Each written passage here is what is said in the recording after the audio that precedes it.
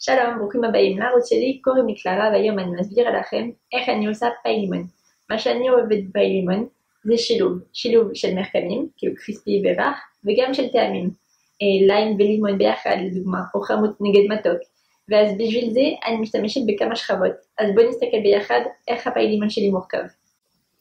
זה הפאי שלי, למטה יש בצק פר שקדים עם זסט לימון, בתוך זה אני שמה קרם שקדים לימון אפוי, מעל יש שכבה דקה של ג'לי לימון שהוא מאוד חמוד ומרנן, ואז יש שכבה עבה של קרם לימון רך ונעים, ולמעלה יש כמובן מרנג איטלקי שמביא את המתיקות שצריך כדי לעשות איזון עם כל הלימון והחמוץ הזה.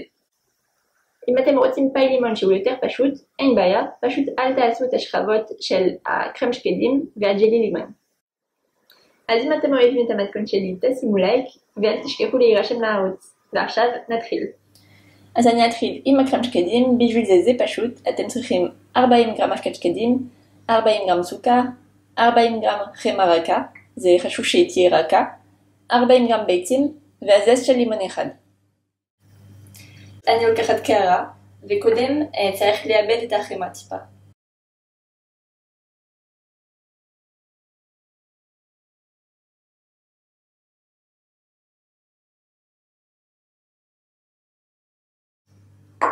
אוקיי, ככה אתם רואים החמה כמו קרם כזה עכשיו, אז אני מוסיפה את הסוכר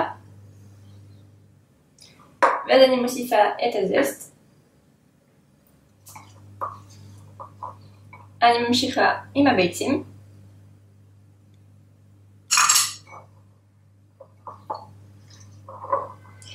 ואני מסיימת עם אבקת השקדים.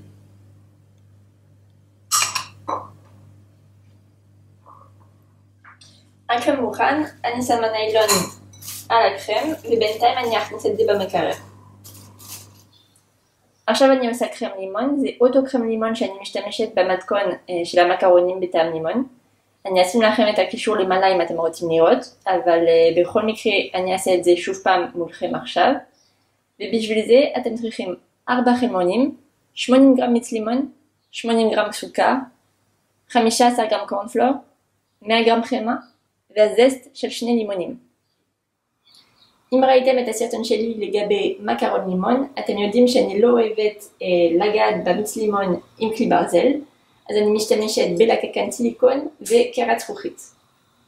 קודם אני אערבב את הביצים עם הקורנפלור והסוכר.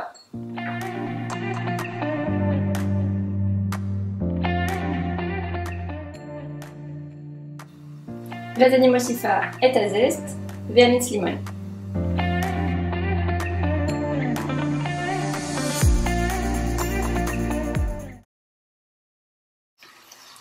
ועכשיו אני אבשל את זה על מים רותחים.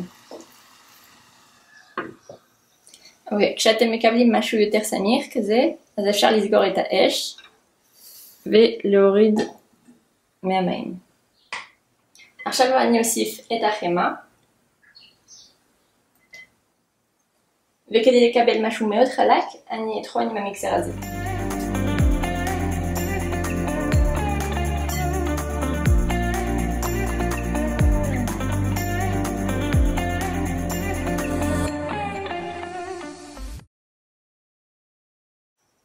כשהקרם מוכן, אני שופכת אותו על מגש שטוח, אני עוטפת עם ניילון ואני מכניסה למקרר.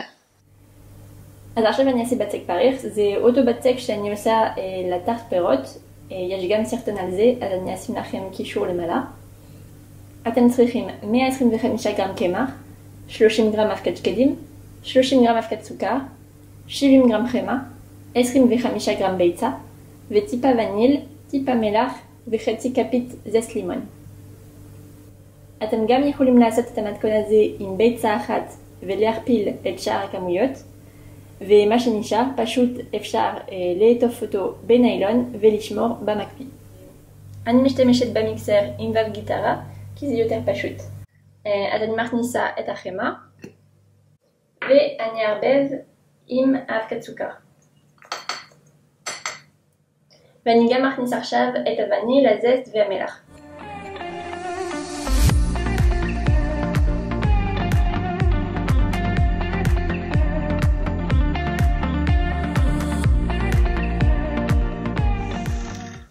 וכשיש לי משהו קרימי, אני מוסיפה את הביצה.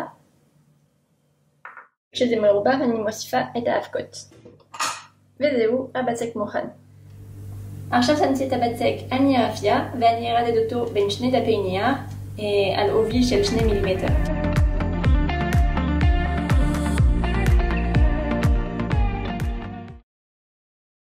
כשסיימתי אני מכניסה את זה למקפיא ל10 דקות בערך. עכשיו אני אראה לכם איך לשים את הבצק בתוך התבנית, כבר עשיתי כמה. אז קודם אני חותכת פס ואני אכניס אותו בצד, ככה, ואז אני לוקחת את הרינג ואני אחתוך את התחתית. ואז אני מכניסה אותו בפנים.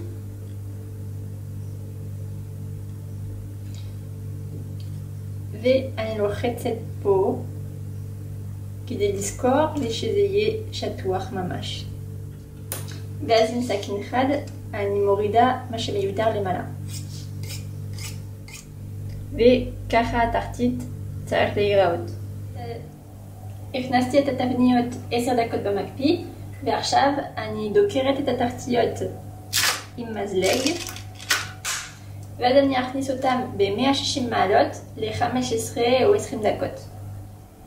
בזמן שהבצק בתנור אני אעשה ג'ל לימון. בשביל זה אתם צריכים 60 גרם מיץ לימון, אם יש לכם ליין אז זה אפילו יותר טוב, לצערי אין לי.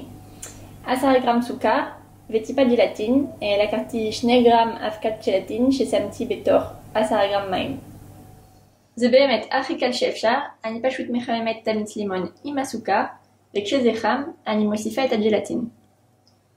אני מערבבת איתה, וכשהכל נמס אני פשוט שופכת את זה בתוך כרית שאני אשים בצד בינתיים. אחרי 20 דקות הוצאתי את התחתים, הורדתי את הרינג, ועכשיו אני אשים שרבט דקה של קרם שקדים. צריך לשים באמת מעט כי צריך לזכור שצריך מקום לג'לי לימון ולקרם לימון. עם מברשת אני גם שמה חלמון על כל הצד של הבצק. ואני מכניסה את זה לתנור לעוד 10 דקות. הוצאתי את התחתים מהתנור וחיכיתי שזה יתקרר לגמרי, ועכשיו אני אשים את הג'לי לימון. אז שוב פעם צריך לשים שרבט דקה, אבל לפעם הזאת זה בגלל שזה גם ממש חמוץ, אז צריך להיזהר. עכשיו אני מכניסה את זה למקרר שוב פעם 10 דקות, רק כדי שהג'לי יהיה באמת יותר קשה ושנוכל לשים את הקרם לימון על זה. עכשיו שמתי את הקרם לימון בתוך שק דילוף ואני אשים קרם עד למעלה.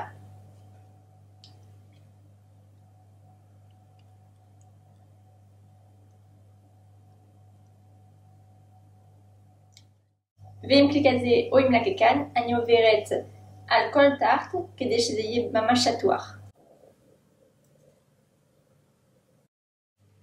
ועכשיו כדי שזה יהיה מסודר ונקי, אני מנקה את הצד. ועכשיו אני מכניסה את זה למקרר, ובינתיים אני אעשה את המרנג. למרנג איטלקי אתם צריכים חלבון והמשקל כפול בסוכר. פה לדוגמה לקחתי 70 גרם חלבון ו-140 גרם סוכר, ואתם גם צריכים טיפה מים. בתוך קערת המיקסר שמתי את החלבון, פה אני מחממת את הסוכר עם המים, כשזה יגיע בטמפרטורה של 105-110 מעלות בערך, אני מתחילה להקציף את החלבון, ואז כשזה יהיה בטמפרטורה של 118 מעלות, אני שופכת את הסירופ סוכר על החלבון המוקצף.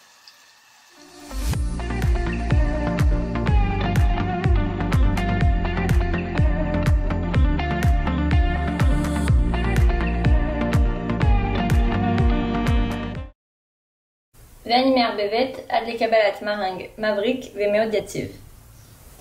עכשיו אני אראה לכם כמה דרכים כדי לעשות את הקישוט למעלה עם המרנג. זה הזמן בעצם להוסיף את הטאץ' שלכם וגם להחליט אם אתם רוצים פאי יותר או פחות מתוק. אם אתם שמים הרבה מרנג אז זה יהיה טיפה יותר מתוק. הדרך הראשונה זה פשוט לקחת טיפה מרנג על מריץ ולמרוח על חצי של התחת.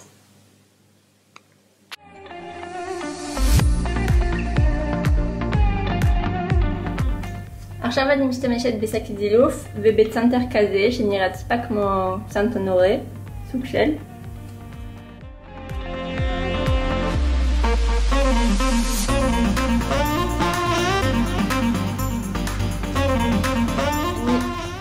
השתמשתי בצנטר בכיוון הזה. עכשיו אני מסובבת ב-90 מעלות ואני משתמשת אותו בכיוון הזה.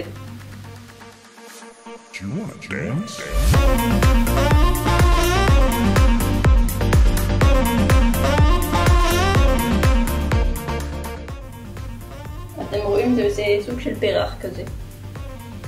עכשיו אני משתמשת עדיין בשקית דילוף עם צנטר כזה, והוא ייראה ממש יפה על תחת יותר גדול גם.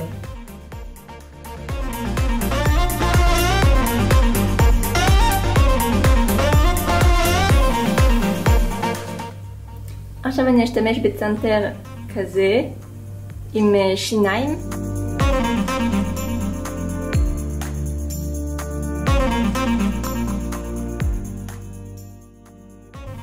זה עושה סוג של סלסלה כזה. ועכשיו אני אסחוף את המרנג עם הברנר.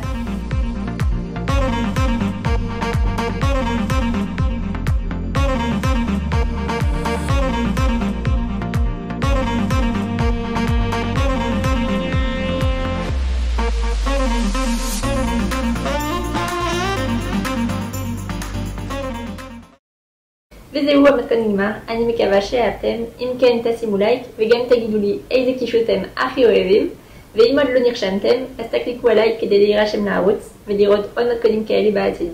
ביי ביי!